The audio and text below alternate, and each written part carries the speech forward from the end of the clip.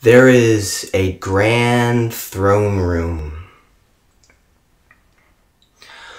Large marble columns climb their way up to a ceiling which is painted with an elaborate mural. The walls are gilded with gold and covered with what can only be valuable tapestries showing ancient battles and figures of men of power. There is but one man in this room, an old man. Well, he looks old. It's hard to tell, though. There are lines on his face from age, but also very clearly the lines of stress. His beard is gray, but bits of white creep in, even though it is perfectly manicured. His hair is cut short and just supports a burnished crown of copper in exactly the way to catch the lights around it, such that the points seem to glimmer. The man is clutching a scepter rather hard, his old fingers looking strained, the tendons white against his flesh. And the scepter at the top takes the shape of a human skull, empty except for two sapphires where the eyes should be, and they seem to glow with a brightness of their own. There is a creaking groan sound as the door at the end of the hall opens up and a man dressed in a pressed uniform with preened hair and a perfectly placed hat walks in and begins to strut down the throne room, his footsteps echoing off the empty walls. The king almost seems not to notice the man as he enters in, until at last his eyes rise, showing the bags of a long day.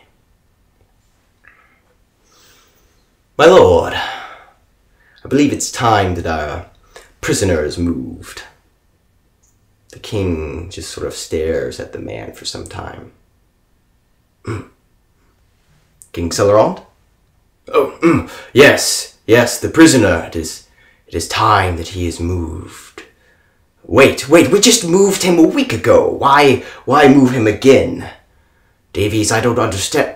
My lord, if you would just leave it to me.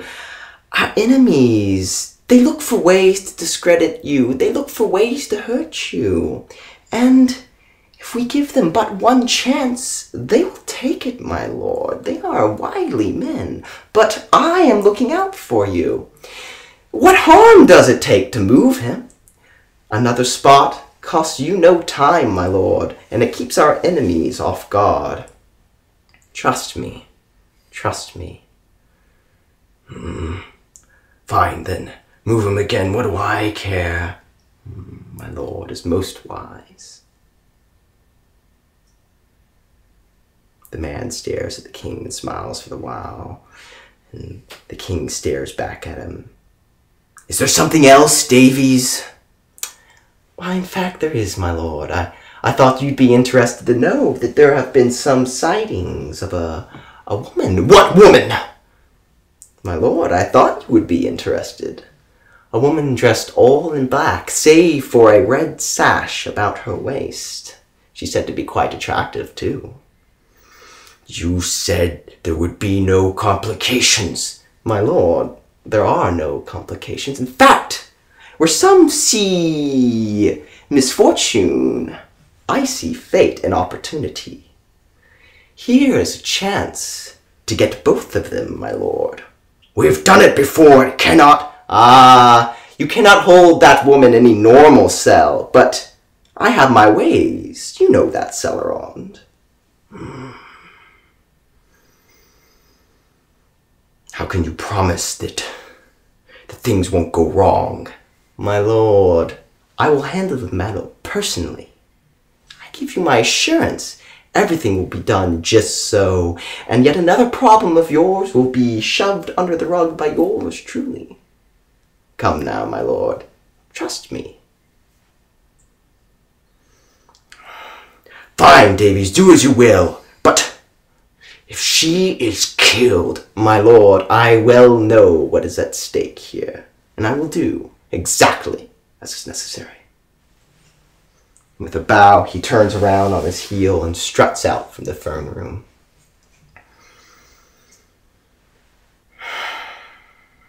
As the door closes behind him, we hear a shuddering sound. It is the sound of jail bars closing. There is a man in a cell.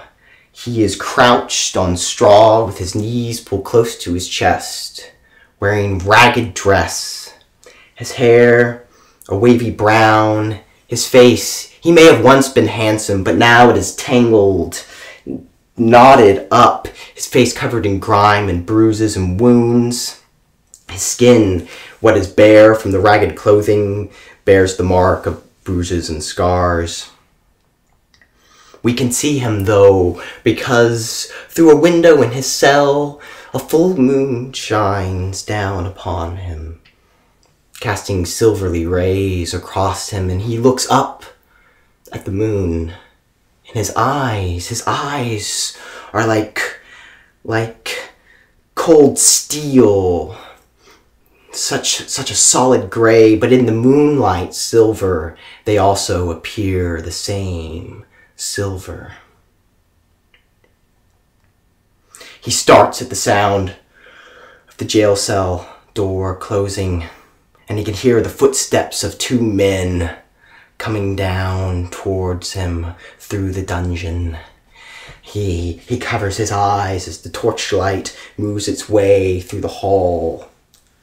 "Come on, Kartik, get your ass up," says one of the men. He just kind of shivers in his cell for a moment. The man pulls out a key, opens up the rusty lock, throws the door aside and moves in, moves to kick the man, but he scuffles aside with a bit of movement that perhaps we had not sensed as possible before. "Get up if you're so quick." The man rises up to his feet, a little unsteady, but he moves. He moves, and he looks up at the moonlight as he leaves.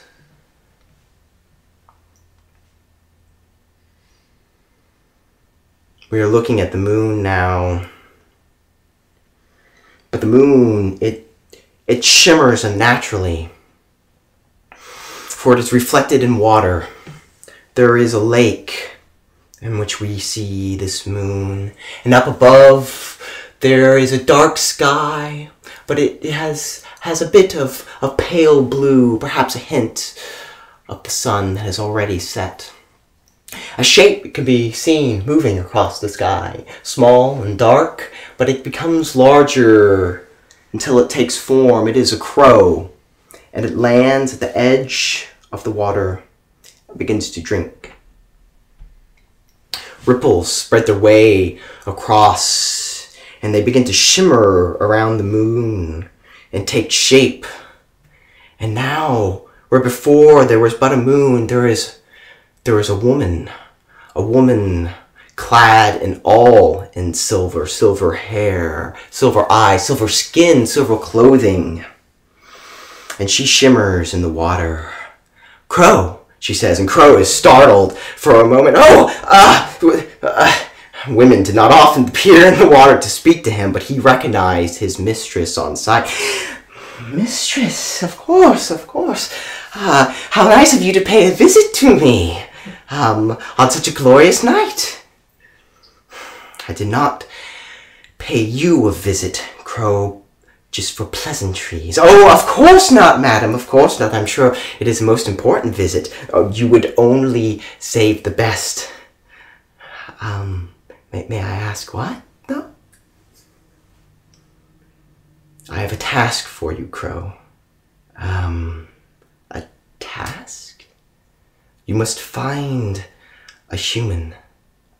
There are many humans, my mistress, but the look she gave him cut him silent immediately. Do not toy with me, Crow. You have sensed the changes. You know what is coming. I may have sensed something.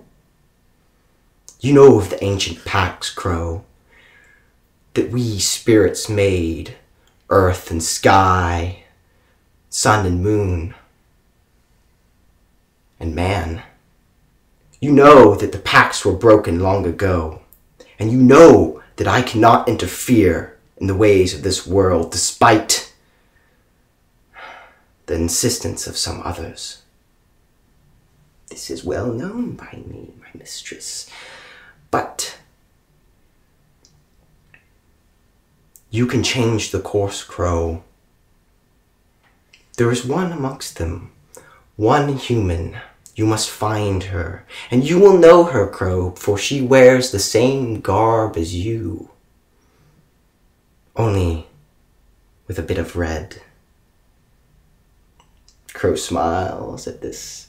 I enjoy riddles, my mistress. I look forward to unraveling this one, but there are so many. Where will I start? Fly south, Crow. Fly south and listen for the call.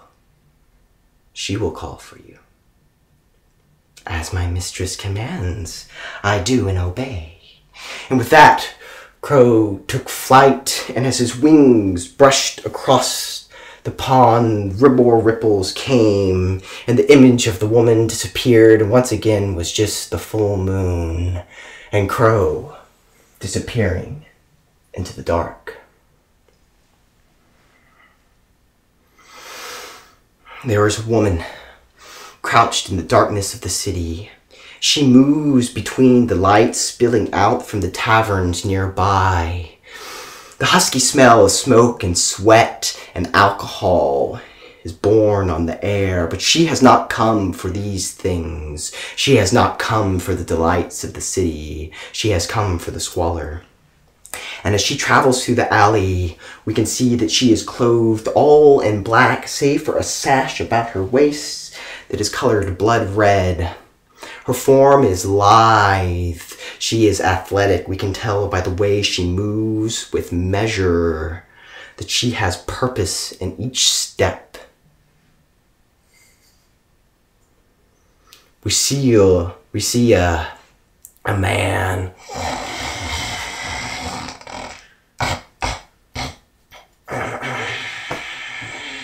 And he is snoring behind a desk. A bit of his dinner still stained upon his jerkin. To his right, many bars of a dungeon entrance. To his left, a doorway with a stairway leading up. And we can see the woman crouched on the stairs, watching him quietly, waiting, making sure that he is truly asleep before creeping up and over to him. And the man, he seems to smell something for a moment, and his eyes flick open, but not before her hands clasp over his mouth, and with a quick wrench of his neck, he falls limp, and she lays his head gently down upon the desk, reaches down to his belt loop and pulls out a set of keys, which she then uses to unlock the jail cell door. It squeaks ever so slightly, but she moves slowly. And as the door opens, it makes another squeaking sound, but she slips through just barely so, shuts it behind her, and locks it.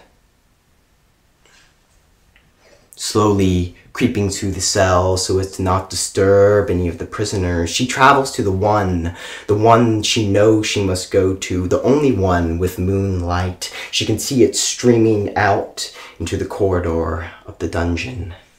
She approaches cautiously, and as she does so, she pulls out a dagger of black as though obsidian. And she moves around the edge, her heart beating in her chest. And she rounds the corner. And there is no one in the cell. And she unlocks the cell door and opens it.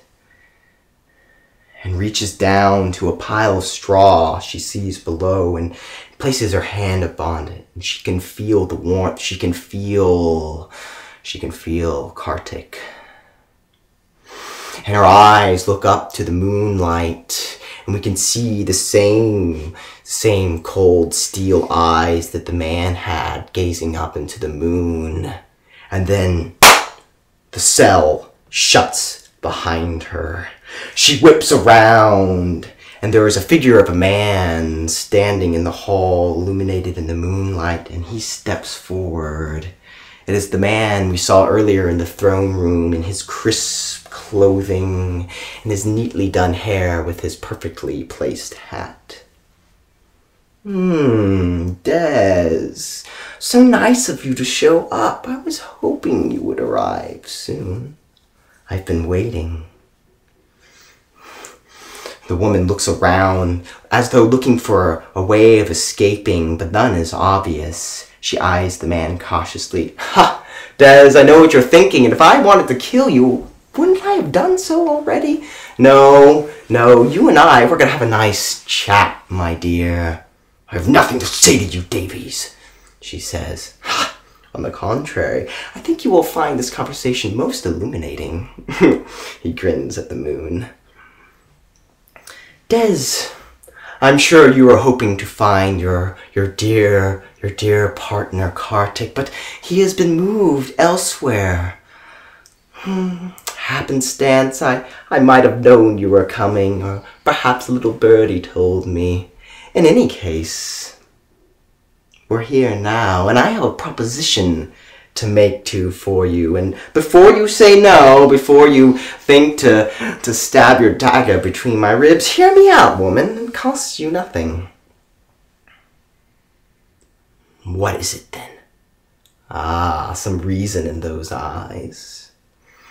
You know, Kartik is not so fond of reason himself. He refuses all offers. But you, I see a glint of intelligence there, a survivor instinct that will see you through. You see, this grand kingdom of ours, it is in need of change, my dear. You can feel that. You can feel the change in the air just waiting to happen, and crisp. Like the slice of a guillotine, almost. Our king, he grows old, don't you think? A murderous look appears on her face. Ah, I thought your ears might perk at that. I wonder who you hate more, Kartik or him? Ah, trivialities aside, I'm offering you a chance to get what you want.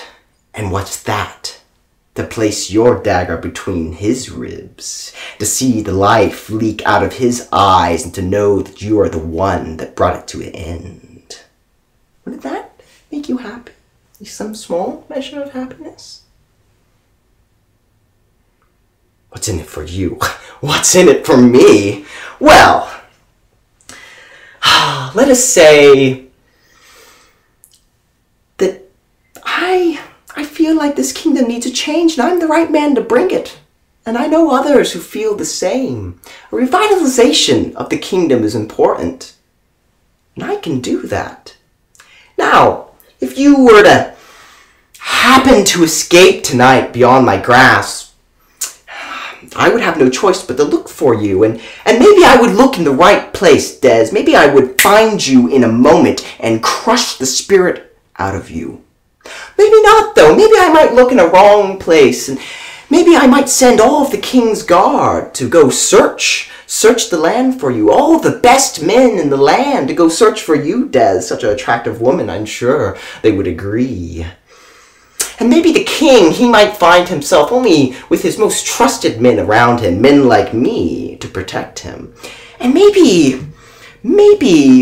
one day you might find yourself right next to him.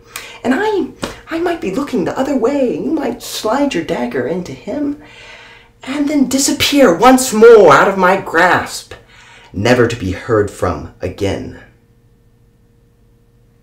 I make this offer only once, Des, so I suggest you think it over for a little while. You'll have some time. He snaps his fingers, and this purple lightning seems to arc onto the bars of the cell. And Des, this look of kind of shock and fear enters her eyes as she watches it happen. Well, I wish you luck in finding a way out, and I hope you make the right choice, Des. I really do. And with another, he disappears into a cloud of smoke.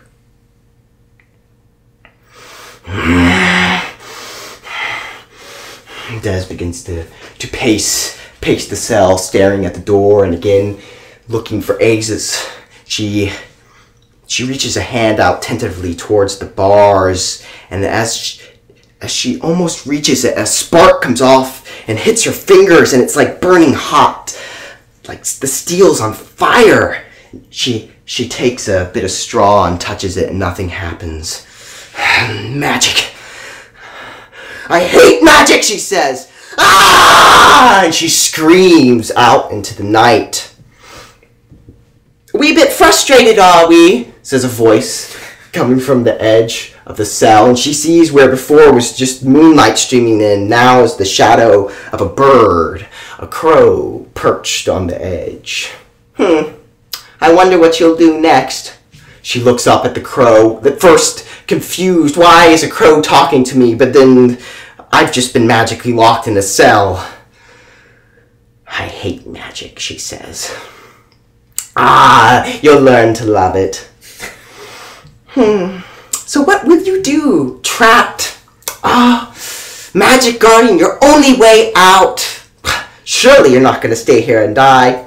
Too bad you don't have some magic of your own to call upon. I don't.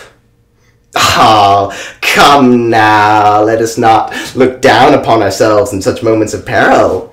Surely there's some magic that you have. I said that I would never do that again.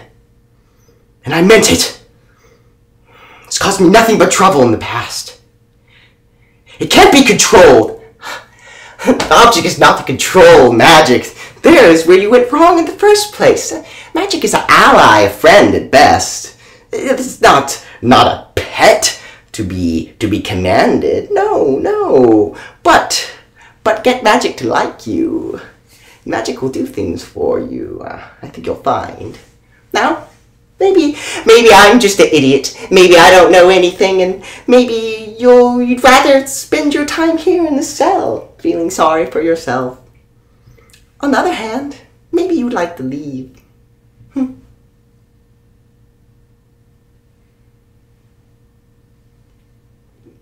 Why are you here? Isn't it obvious I'm here to help you? I'm here to guide you, Des. How do you know my name? Everyone knows your name, Des. I mean, look at the outfit. Are you trying to disguise yourself? I think not. Well, I'll leave you to it then. It looks like you've got lots of work to do, and, well, I'm hungry. With that, the crow takes flight and leaps off, and Des looks frustratedly at the bar. She begins to pace the cell again, looking at the door.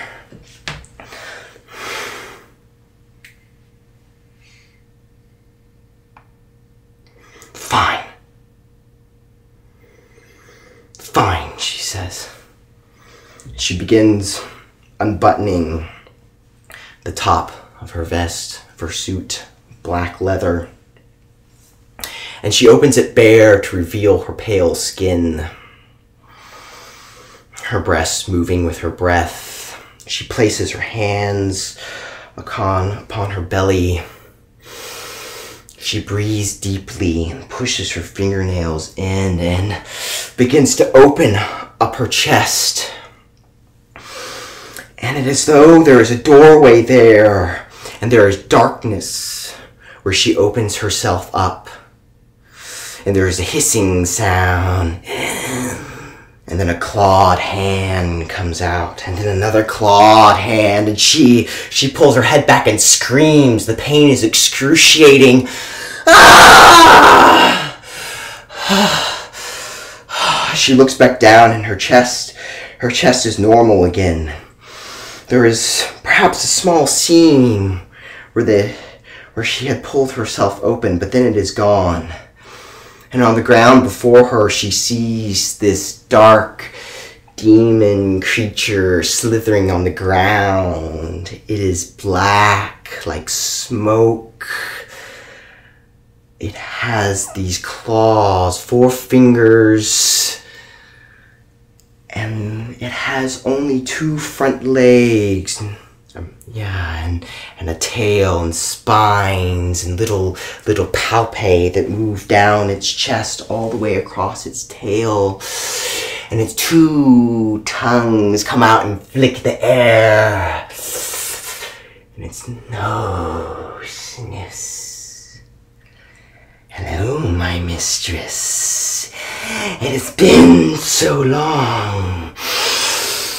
It smells wonderful tonight.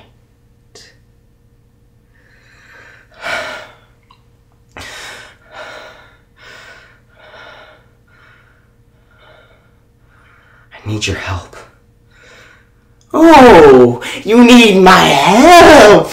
Is that it? Oh, well, I don't know, mistress. Last time you were so rude to me, denied me so much pleasure, and kept me trapped for 10 years. Why should I do anything for you? Blake, we're trapped in here. It's that damn wizard Davies, and I need to get out. Oh, magic! That's a bit of my expertise, as you well know. Oh, I'm sure you'd like me to just whisk away those guards that bind you. Oh, but what's in it for Blake? What's in it for me? Why won't you just suck me back in for another 10 years until it's convenient to take me out again? I'm not so convinced.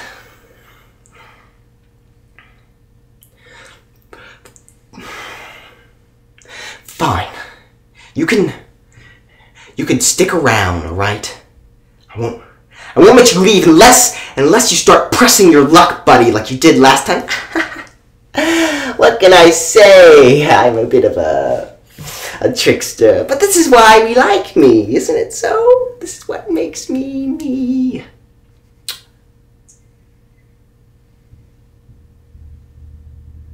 Seal it in blood.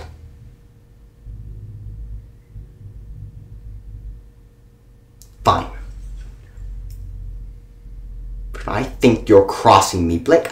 Mistress, why would I cross you? We're one and the same. Your interests are my interests. I just want to make sure that you're looking out for me the same way that I'll look out for you. That she takes out her dagger and cuts her hand and squeezes the blood out, and Blake rushes beneath her, laps up the blood. Oh, it has been too long. And he reaches out one of his clawed hands and touches the bars, and the power, the purple lightning seems to surge into his hand and become blue as it meets it, and it sizzles like burning flesh, but he goes, ah. I think you'll find the way clear, my mistress. And remember your promise. And with that, he seems to shudder and explode, but instead of flying into pieces, he turns into this ethereal smoke that sort of cleans its way around Dez's form. She buttons back up her clothing and grabs the keys she had dropped earlier and moves back out into the dungeon, looking one more time at the moon and thinking about the crow and why he saved her.